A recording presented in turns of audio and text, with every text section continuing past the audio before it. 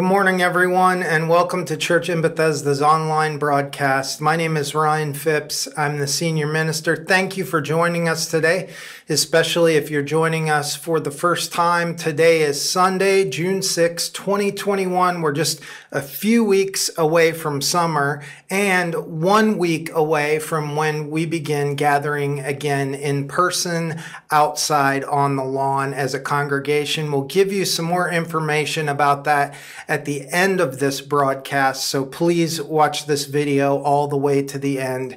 As we begin today by listening to some music from our talented singers and musicians, I want to invite you to share this video with friends in whatever platform you're watching this on. And let's enjoy now as we go into a time of worship together.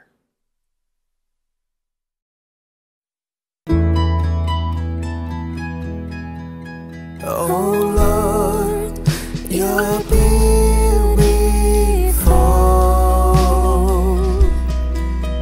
Your face is all I see.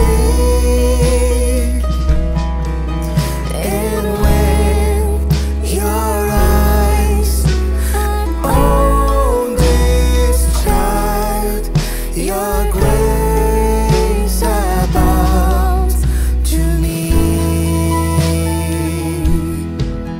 Oh Lord, you're beautiful.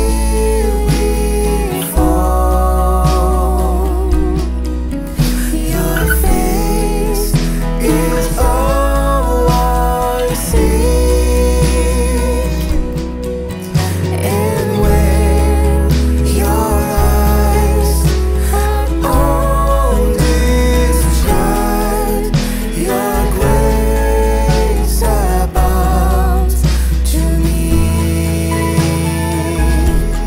I wanna take your word and shine it all around. But first help me just to leave it alone. And when I don't win, well, help me to never seek a crown, for my reward is giving glory to you.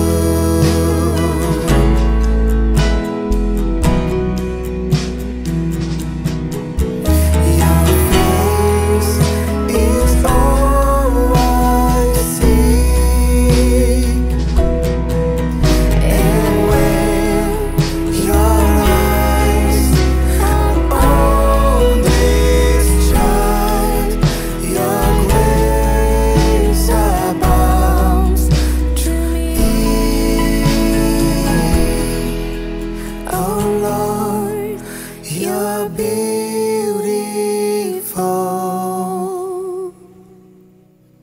Your face is all I seek. And when your eyes are on this child, your grace abounds to me.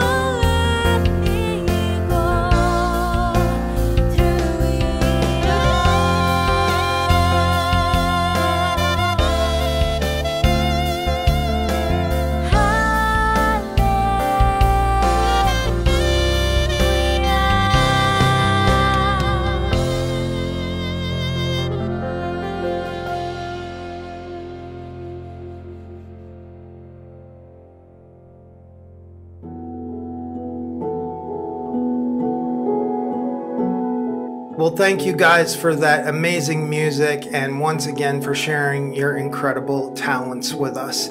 We pause at this time on our broadcast every Sunday to greet one another in a time that we call the passing of the peace. Whatever platform you're joining us in, find the comments, replies section on that page and let us know who you are, where you're chiming in from. We love to see where people from all over the country and the world are watching. Let's take a moment now in the comments and greet one another with the peace of Christ.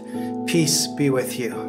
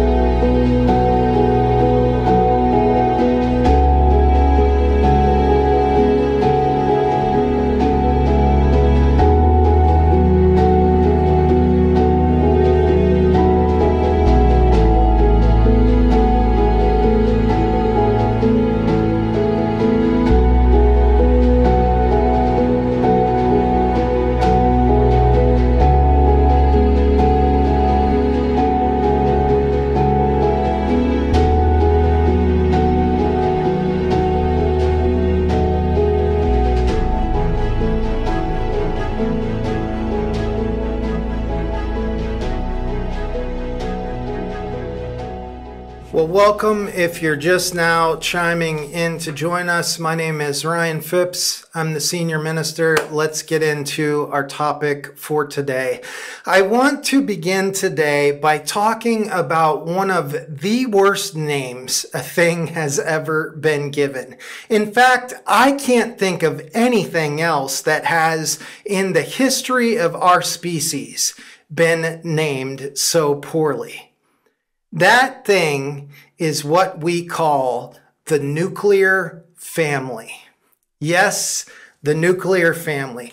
Without any explanation, this name seems to be referring to a kind of fringe family that lives in a bunker in the wilderness somewhere, stockpiling weapons and foraging for berries and preparing for the oncoming apocalypse.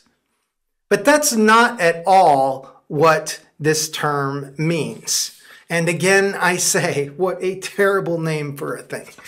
What a nuclear family is, by definition, is a group consisting of one man, one woman, and their children living together, sharing responsibilities and resources. That's what this term nuclear family means.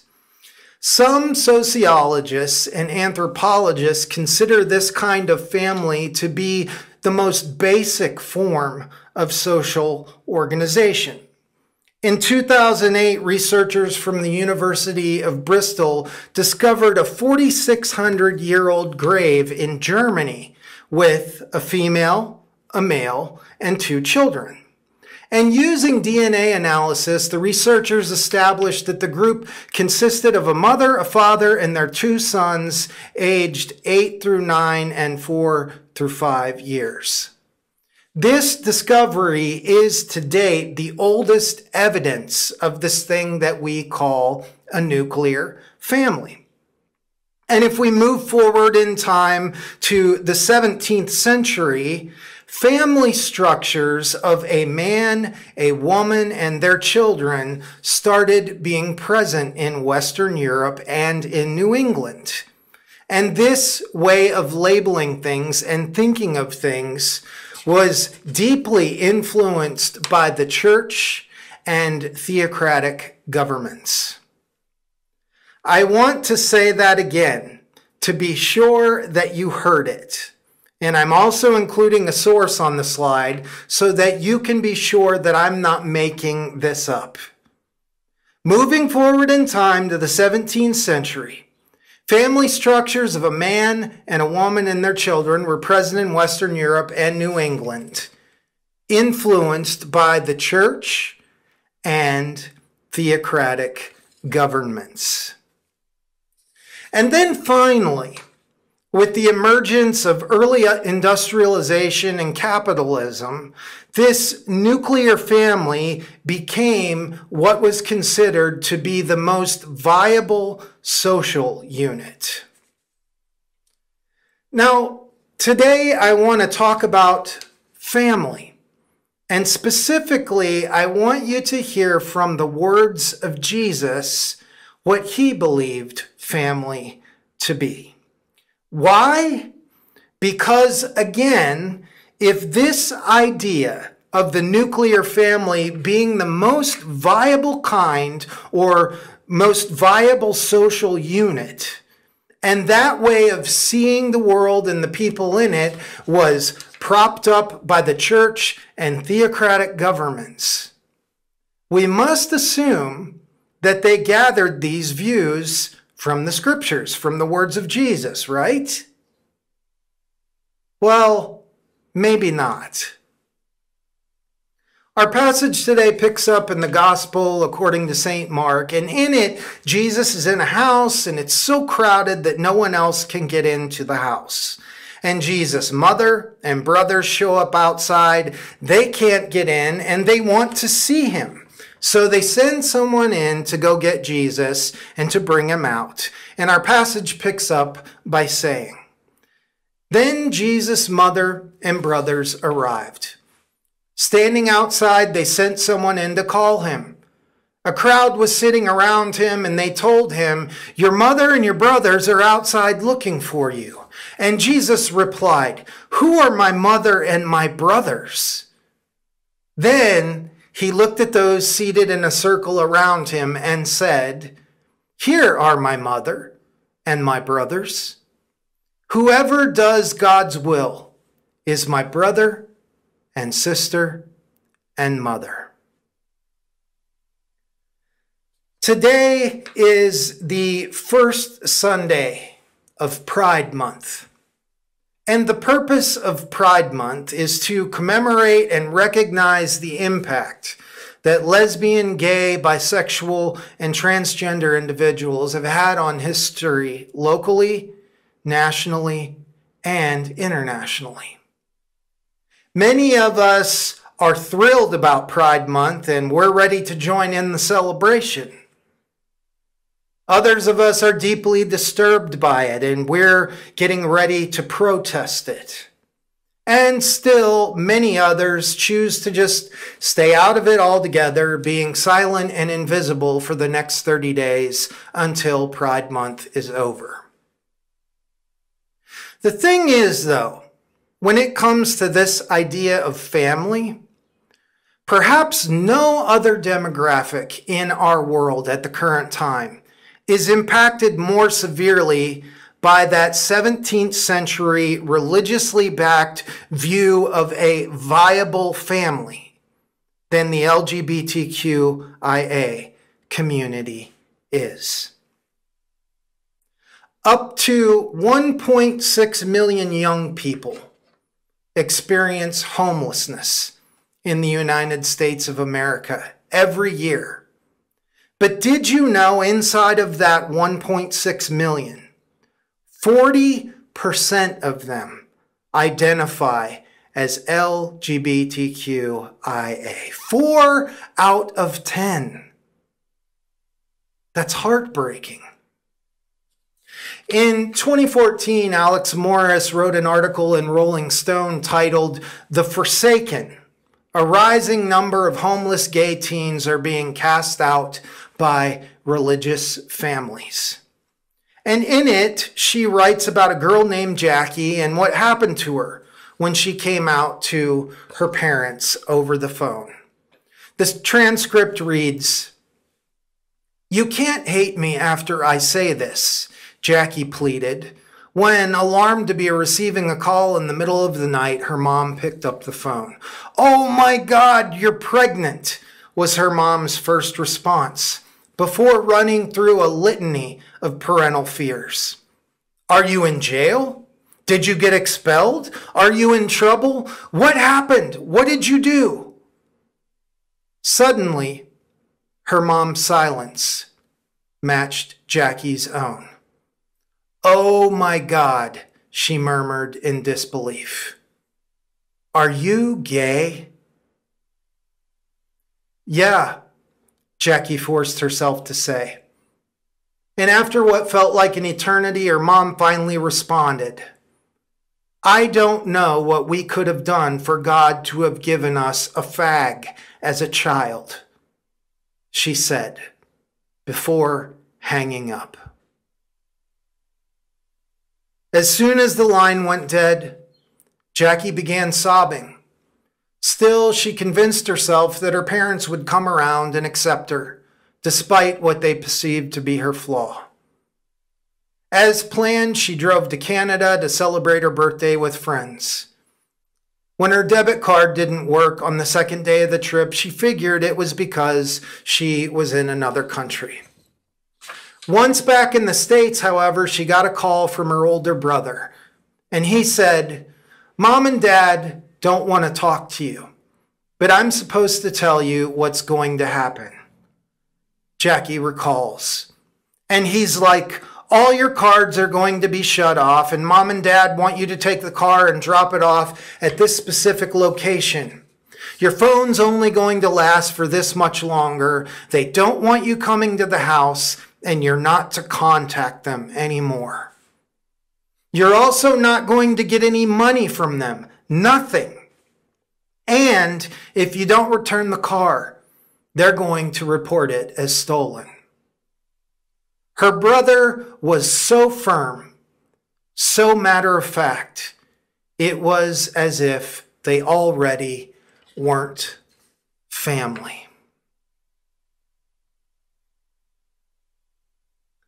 Friends, this is what Christianity can so easily become if we don't adhere to the words of Jesus.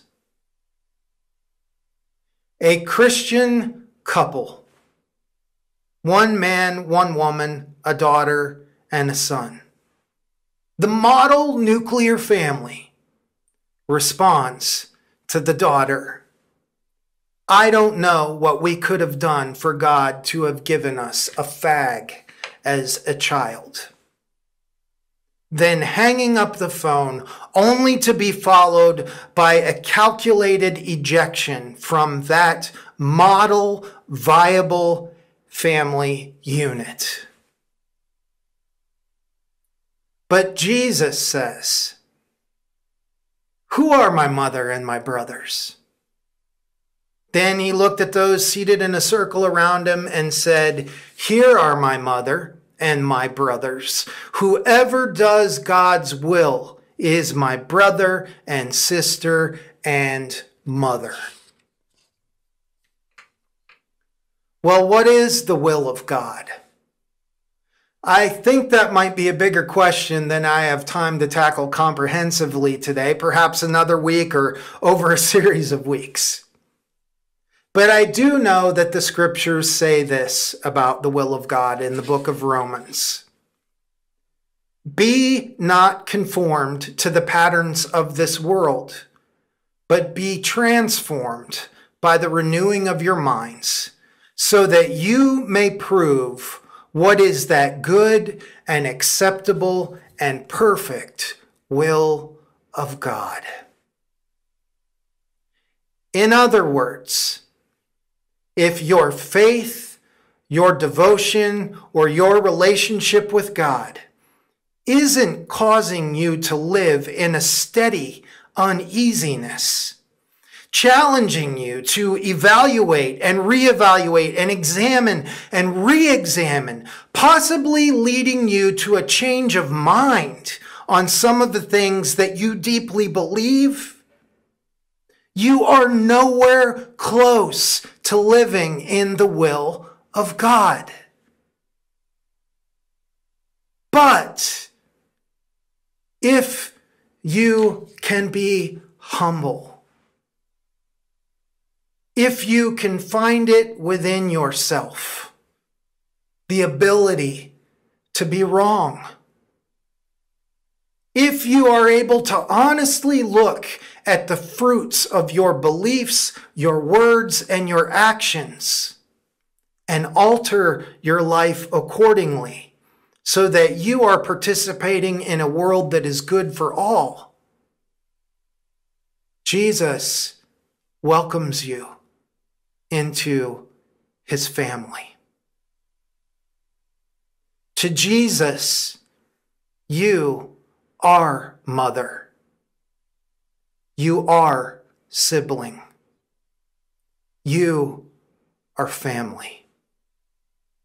And he is not going to get up and leave your house.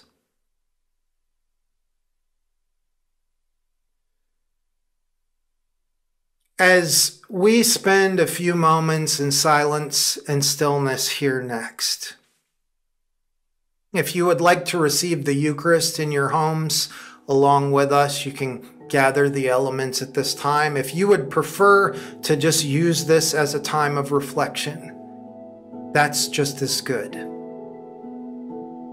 But wherever you are on this topic on this day, I want to invite you over the next few minutes to invite God into those areas of your believing that you think are finished. They're fully formed. There's no need for change, for questions, for examination.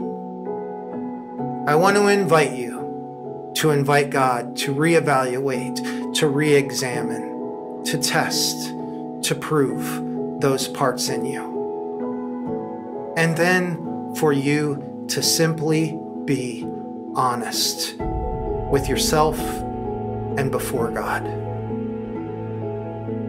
Let's do that now as we spend a few moments in reflection. Amen.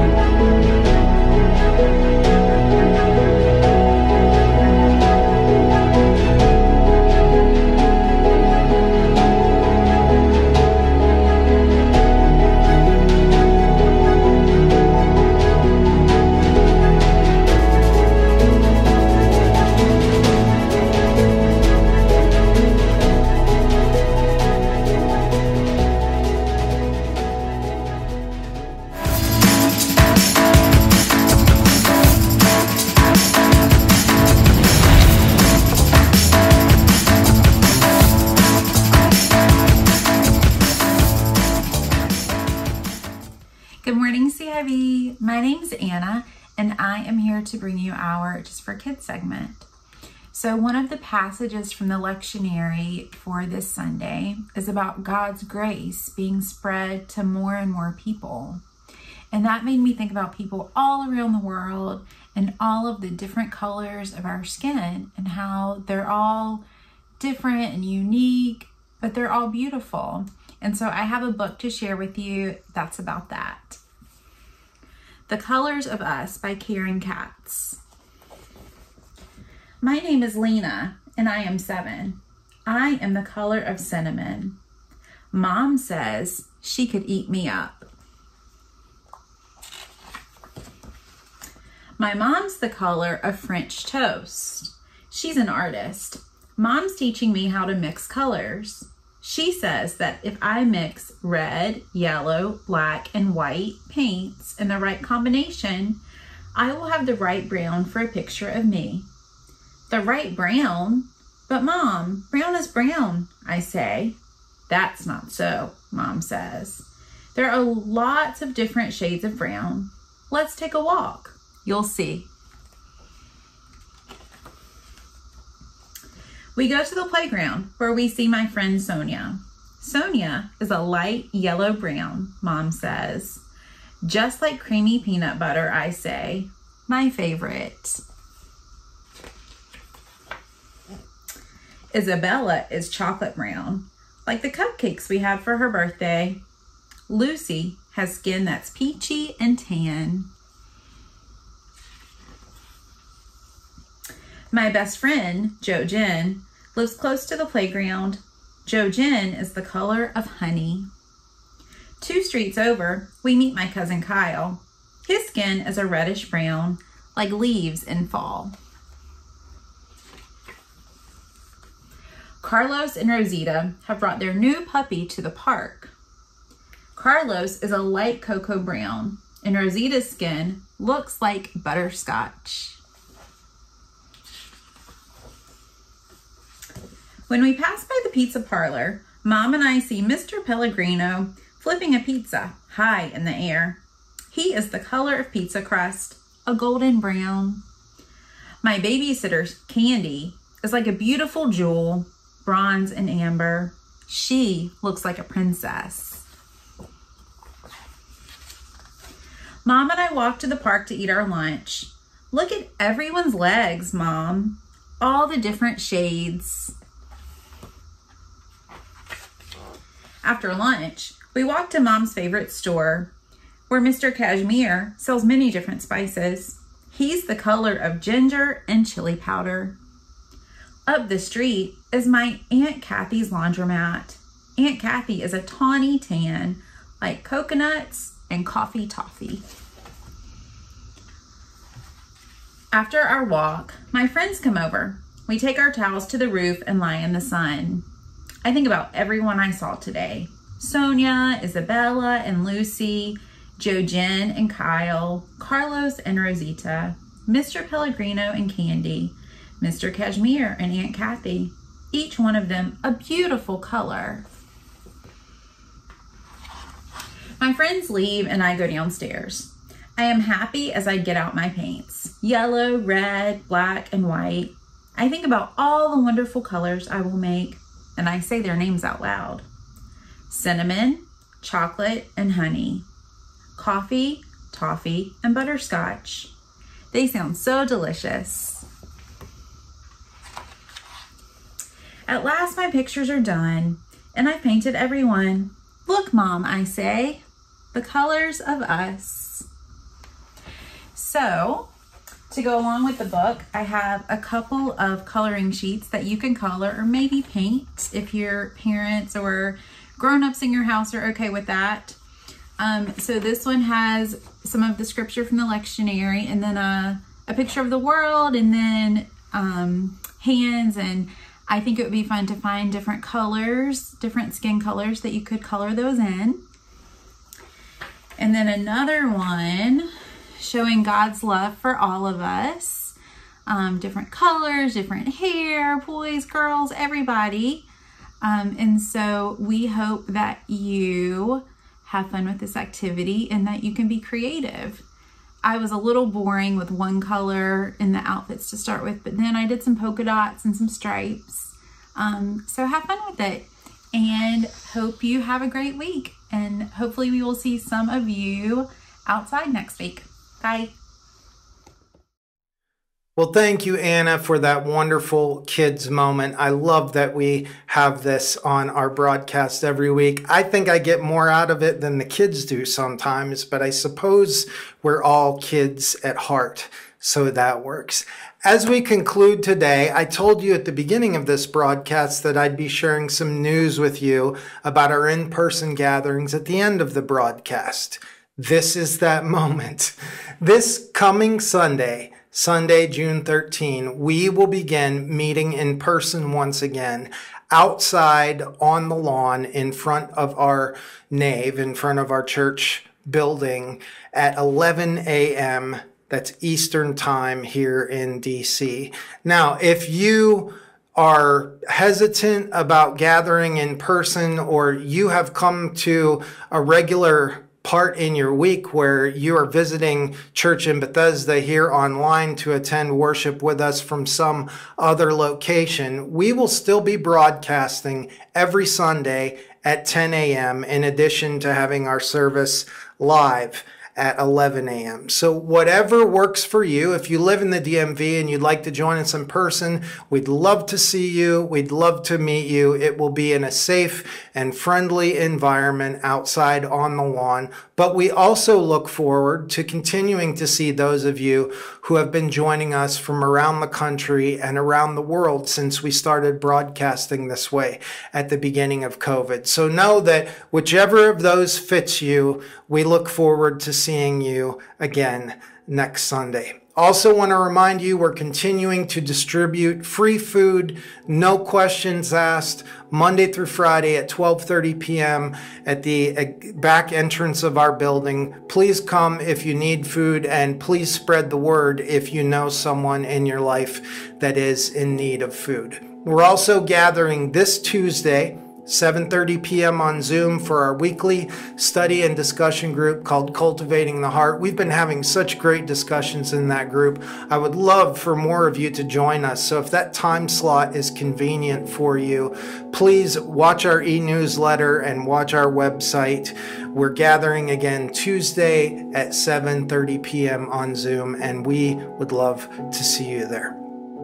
If you would like to contribute to the amazing work that our church is continuing to do here in the DMV and beyond, you can do so at churchinbethesda.org/donate. There is a list and a bunch of links for the many easy ways that you can contribute to the good work that God is doing through our community here in our nation's capital. Also, thank you to all of you out there who so faithfully support us prayerfully and financially. There's no way we could continue to do what we're doing without your generosity. So from the bottom of our hearts to you, thank you. We are grateful for your support. Until next week, may you go in peace. May you make peace wherever you go. And may you invite the Spirit of God to work in your life in such a deep way that you're willing to ask the real and the difficult questions. Amen. Go in peace.